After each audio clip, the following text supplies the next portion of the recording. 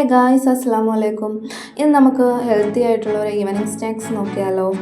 അപ്പോൾ അതിനായി നമ്മൾ 3 ബനാന ആട്ടോ എടുത്തേക്കുന്നത്. അത്യാവശ്യം വലുപ്പത്തിലാണ് കട്ട് ചെയ്തെടുത്തേക്കുന്നത്. ഇനി ഒരു പാൻ വെച്ച് കൊടുത്ത് അതിലേക്ക് 1 സ്പൂൺ ഗീ ആഡ് ചെയ്ത് കൊടുക്കാം കേട്ടോ.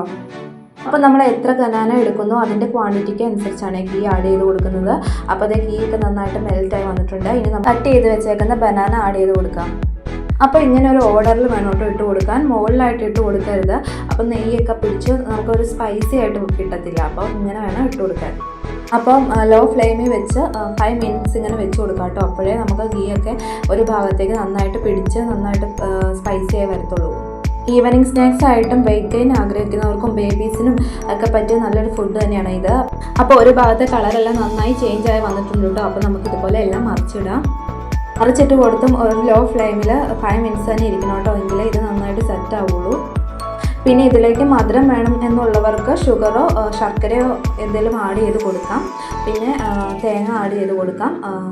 അപ്പോൾ എനിക്കിതിനോടൊന്നും വലിയ താല്പര്യം ഇല്ലാത്തതുകൊണ്ട് ഞാൻ നട്ട്സും ഈത്തപ്പഴമാണ് കേട്ടോ ആഡ് ചെയ്ത് കൊടുക്കുന്നത്. ഈത്തപ്പഴം മധുരം ഉള്ളതുകൊണ്ട് തന്നെ എക്സ്ട്രാ മധുരത്തിൻ്റെ ആവശ്യമില്ല. അപ്പോൾ ഇതൊരു ഹെൽത്തി ഫുഡാണ്, എല്ലാവരും ട്രൈ ചെയ്യുക. വീഡിയോ ആദ്യമായിട്ട് കാണുന്നവരാണെങ്കിൽ ലൈക്കും സബ്സ്ക്രൈബും ചെയ്യാൻ മറക്കല്ലേ. Okay, by.